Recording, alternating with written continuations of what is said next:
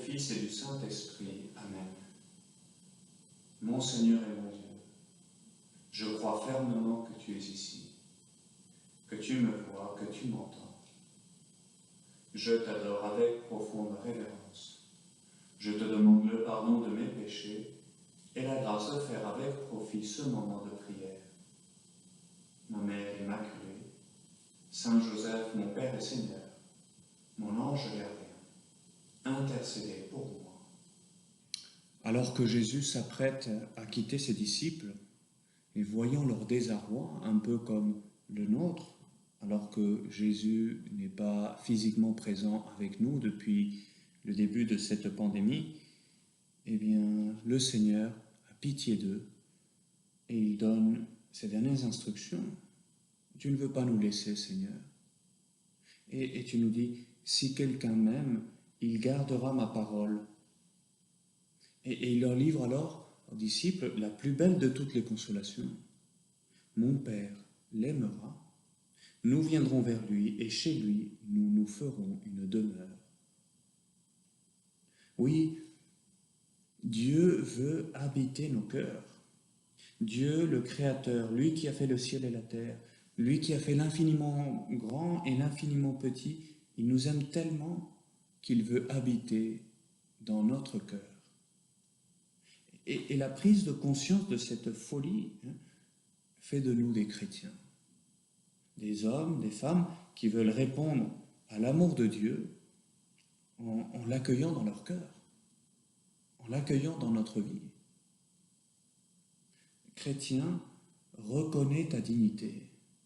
Tel était le cri du pape Saint Léon aux néophytes qui venaient de recevoir le baptême, et ils étaient devenus des tabernacles du Dieu vivant. Jésus habitait leur cœur, parce qu'ils allaient le recevoir dans l'Eucharistie. Et nous, Seigneur, dans quelques jours, nous te recevrons de nouveau dans l'Eucharistie. Jésus habitait leur cœur, l'amour de Dieu avait été répandu dans leur cœur par son Esprit qui habitait à présent en eux, et qui faisait d'eux des fils bien-aimés de Dieu le Père. Et la Trinité avait fait d'eux un temple vivant et saint. Oui, chrétien, considère ta dignité. Dieu habite dans ton cœur. Considère cela calmement dans ta prière maintenant. Essaye de suscite en toi l'émerveillement face à cette réalité. Dieu infiniment grand habite dans mon cœur.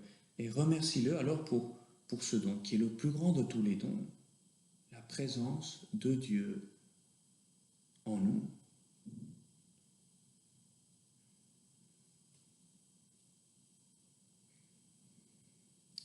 Imagine qu'un jour, on t'annonce que le président ou un personnage très important, un grand sportif que tu aimes particulièrement, va venir chez toi.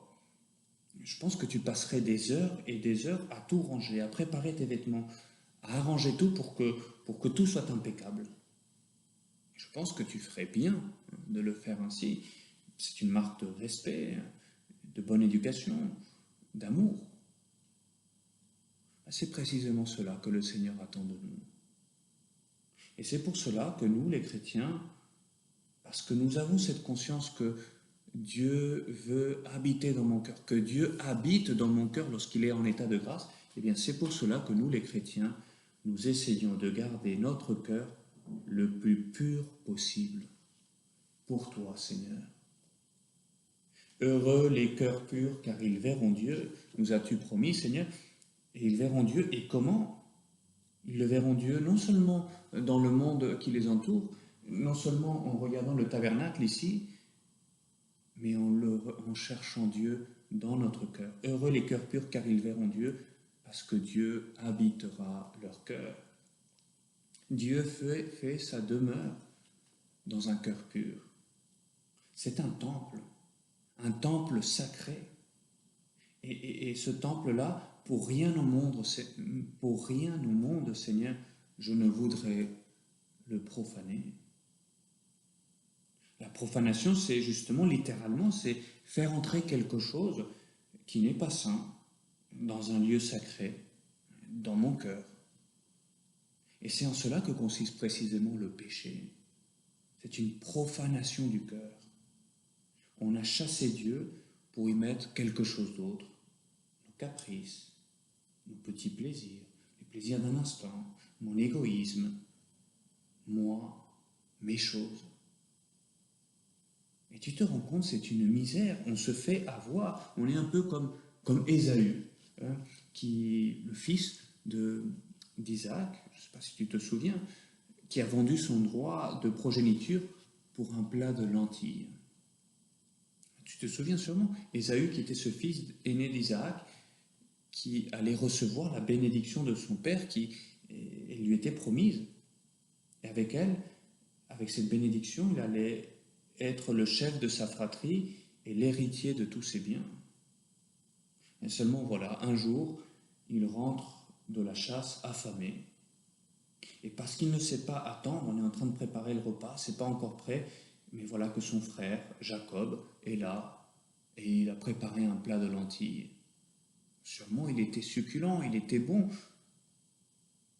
Et Ésaü n'a pas su attendre le repas qui lui était promis, qui allait arriver dans quelques minutes, et il a vendu son droit d'aînesse à son frère Jacob pour un misérable plat de lentilles. Et il devait être très bon ce plat de lentilles, mais tu te rends compte, pour un plat de lentilles. Sur le moment, il a dévoré le plat, mais après, en se rendant compte de l'ineptie de ce qu'il avait commis, à quel point il avait été idiot, il n'avait plus qu'à fondre en larmes. Seigneur, hélas, combien de fois c'est cela qui nous arrive à nous aussi. Nous voulons, Seigneur, demeurer dans ton amour. Nous voulons, Seigneur, que tu vives dans notre cœur. Et nous sentons, lorsque nous sommes en état de grâce, à quel point nous sommes heureux parce que tu es là, tu habites en nous. Et cela nous remplit de joie. Et on savoure les événements d'une manière différente. Mais seulement voilà, parfois, nous sommes comme Ésaü. La tentation s'insinue en nous. La paresse, ne fais pas ceci, ne fais pas cela. L'envie de ne faire qu'à ma tête. L'imagination, Seigneur, qui parfois fait ses bêtises. Le téléphone qui m'appelle à profiter d'un plaisir rapide, d'un instant, ou l'ordinateur, ou un site internet. Et on voit parfois des choses indécentes pour le plaisir d'un instant. C'est une sirène qui essaye de nous enchanter et on se fait avoir. Et nous tombons, Seigneur, sous le charme de l'instant présent et nous péchons et nous te chassons, Seigneur, pour le plaisir d'un instant. Pour le misérable plaisir d'un instant, j'ai fait sortir Dieu du temple de mon cœur. J'ai profané mon cœur. Dieu, mon Créateur qui vivait en moi, et j'y ai mis mes petites misères.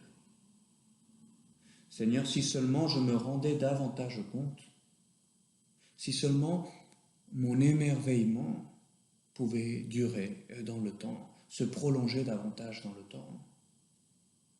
Seigneur, aide-moi à m'émerveiller.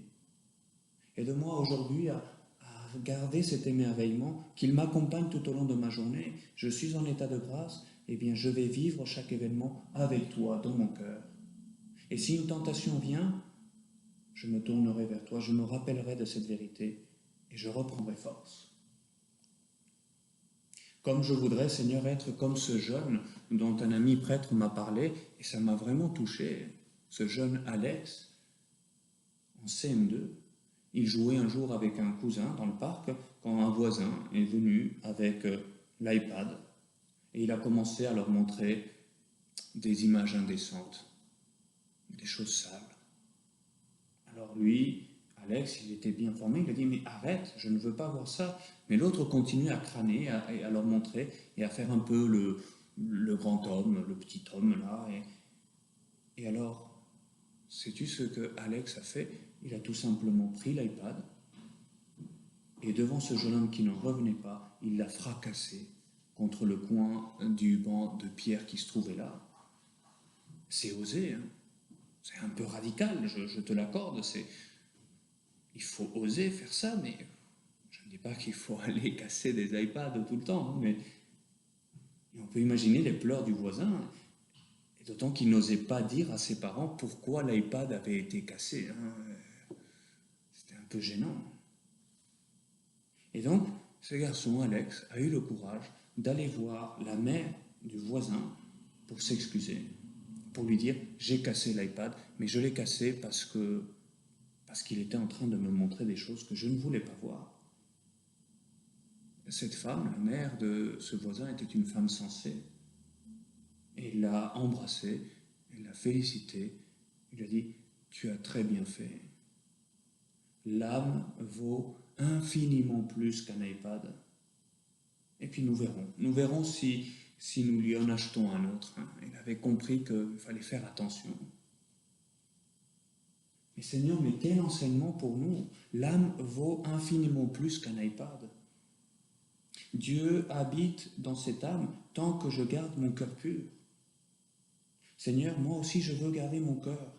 Je veux le préserver de toute souillure. Eh bien, aide-moi, Seigneur, à lutter sans ménagement contre la tentation.